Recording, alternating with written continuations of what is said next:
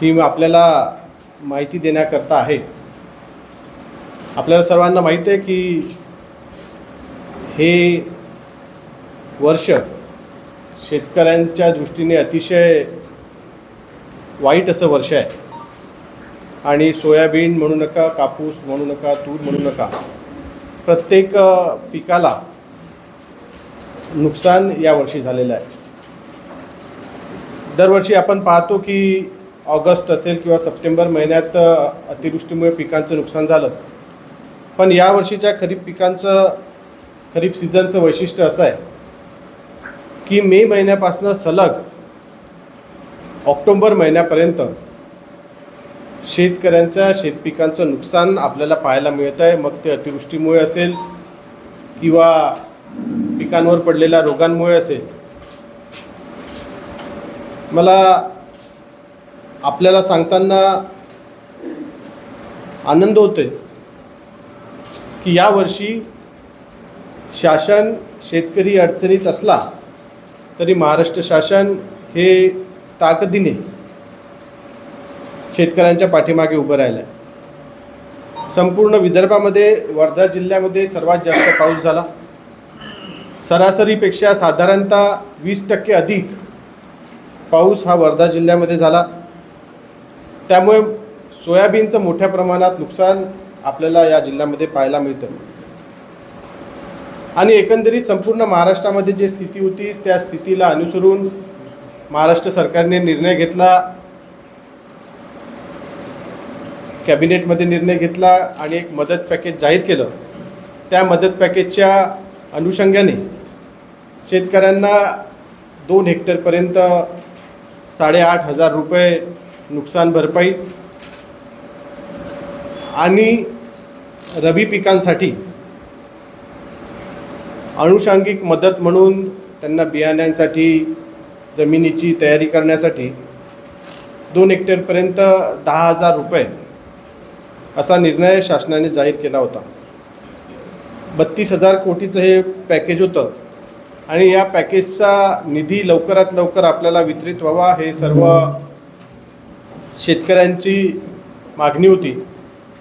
परंतु इतक्या मोठ्या प्रमाणात शेतकरी यावेळी नुकसानग्रस्त होते की या सर्वांची यादी बनवणं, त्यांचे डॉक्युमेंट गोळा करणं यामध्ये एक मोठा कालखंड गेला आणि शासनाचा मानस होता की दिवाळीच्या अगोदर सर्वांना निधी उपलब्ध करून देता येईल। परंतु अर्धा जेवढी मागणी होती त्यापेक्षा अर्धा एरिया जो आहे तोच आपल्याला दिवाळीच्या अगोदर कव्हर करता आला। विशेषतः आपल्या आर्वी मतदारसंघातली जर माहिती आपल्याला दिली तर सातत्याने मे, जुलै आणि ऑगस्ट या 3 महिन्यामध्ये कुठे ना कुठे पूर, अतिवृष्टी असे प्रसंग घडलेत आणि त्या माध्यमातून वेळेच्या वेळी महसूल विभागाने पंचनामे केलेत। मे, जुलै आणि ऑगस्ट या 3 महिन्यामध्ये 3,364 शेतकऱ्यांचे पंचनामे करण्यात आले। त्यात 2,251 हेक्टर क्षेत्र हे नुकसानग्रस्त म्हणून घोषित करण्यात आलं आणि सप्टेंबर महिन्यामध्ये या ऑगस्ट महिन्याची नुकसान भरपाई म्हणून 2,30,00,000 रुपये शेतकऱ्यांना वितरित करण्यात आले। सप्टेंबरपर्यंत साधारणतः गणेशोत्सवापर्यंत सोयाबीनचं पीक हे चांगलं होतं, शेतकरी खुश होते। परंतु सततच्या पावसामुळे, काही ठिकाणी अतिवृष्टीमुळे,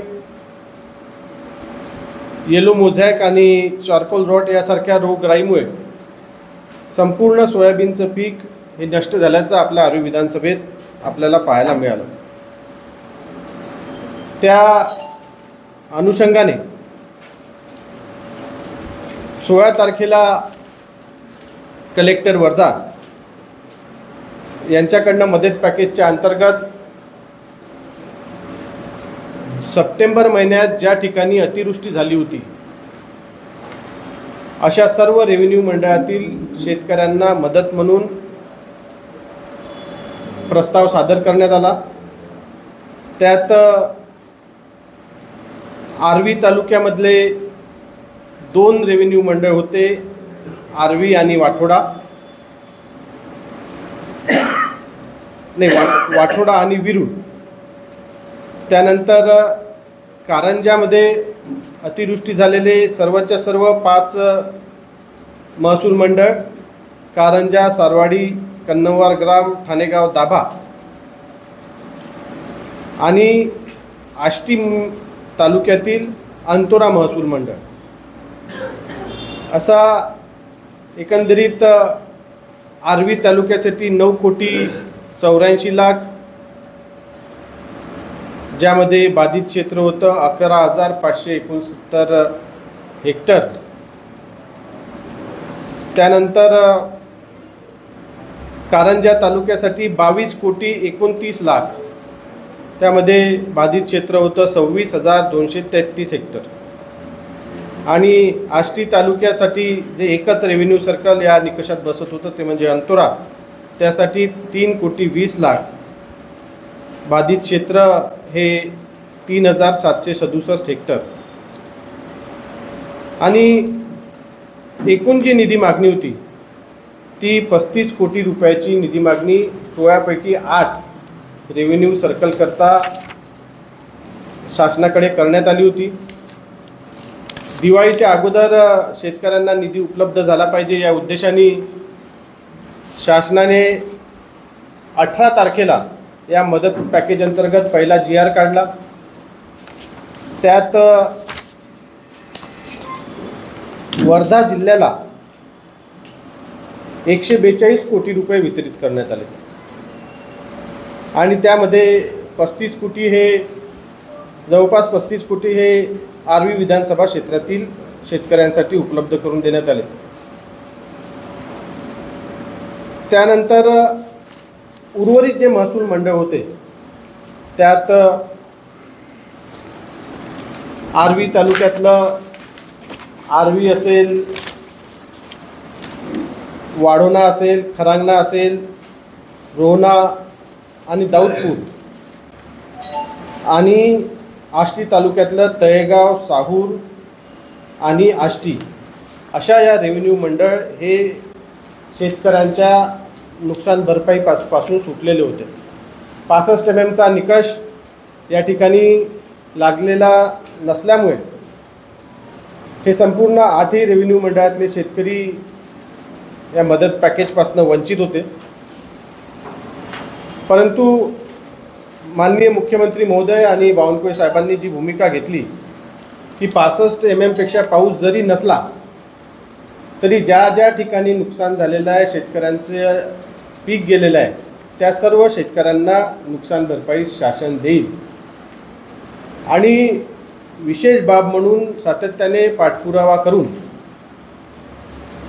हे सर्व शेतकरी जे निकषात न बसता नुकसान भरपाईपासून वंचित होते, या सर्व रेव्हेन्यू मंडळामध्ये क्रॉप कटिंग एक्सपेरिमेंट घेण्यात आले आणि क्रॉप कटिंग एक्सपेरिमेंटच्या माध्यमातून असं लक्षात आलं की सोयाबीनचं उत्पादन हे एकरी 2 किलोपासनं तर जास्तीत जास्त 300 किलोपर्यंत या ठिकाणी झालेलं आहे। आणि त्या अनुषंगाने परत निधीची मागणी या उरलेल्या 8 मंडळासाठी कलेक्टर वर्धा यांच्या मार्फत करण्यात आली। जवळपास 25 कोटी रुपये या उरलेल्या सर्व बाधित क्षेत्रासाठी मागणी करण्यात आली। त्यात आर्वी तालुक्यातले उर्वरित 21,711 हेक्टरसाठी 18,45,00,000, आष्टीमधल्या 3 रेव्हेन्यू सर्कलसाठी 10,827 हेक्टरसाठी 9,20,00,000 आणि कारंजा हा संपूर्ण तालुका निकषात येत असल्यामुळे त्या ठिकाणी मागणी करण्यात आली नाही।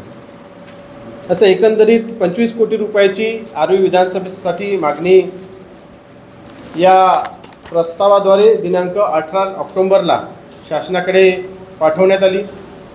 मधल्या काळात दिवाळीच्या सुट्टी आणि या इतर कारणांमुळे हा निधी रिलीज होऊ शकला नाही, परंतु विशेष बाब म्हणून 29 ऑक्टोबरला शासनाने नागपूर विभागामध्ये वर्धा जिल्ह्यासाठी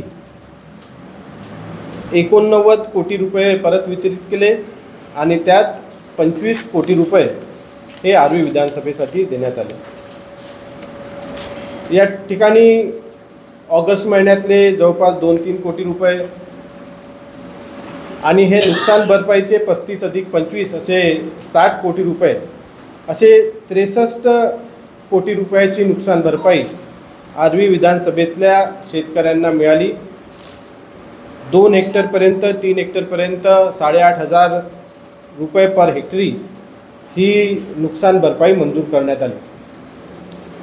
त्याच्या याद्या अपलोड करण्याचं काम प्रत्येक तहसील ऑफिसमध्ये झालं आहे। अनेक ठिकाणी काही रेव्हेन्यू सर्कल कंप्लीट झाले आहेत, काही व्हायचे आहेत, परंतु जसा जसा डेटा अपलोड होतोय तसं तसं शेतकऱ्यांच्या खात्यामध्ये निधी जमा होत होती। त्यानंतर शासनाने जो मदत पॅकेज अंतर्गत दुसरा विषय हाती घेतला होता की या सर्व शेतकऱ्यांना नुकसान भरपाईचं तर देऊच, परंतु रबी पिकासाठी सुद्धा अनुदान दिलं पाहिजे आणि त्यासाठी 2 हेक्टरपर्यंत हेक्टरी 10,000 रुपयाची मदत शासनाने जाहीर केली होती। त्यानुसार वर्धा जिल्ह्याच्या कृषी विभागाने आपला प्रस्ताव सरकारकडे पाठवला होता आणि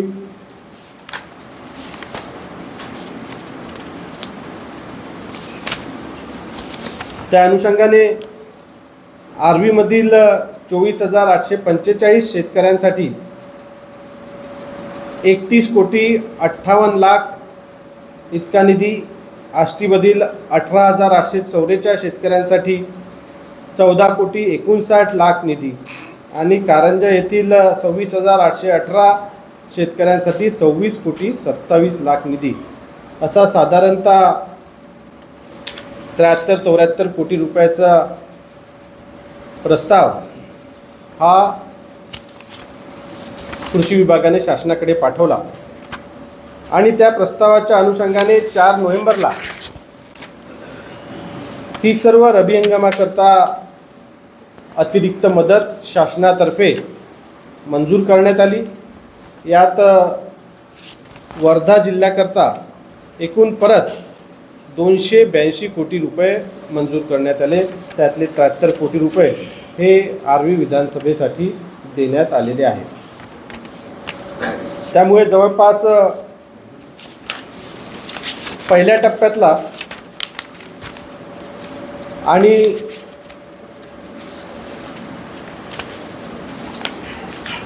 दुसऱ्या टप्प्यातला एकंदरीत मिळून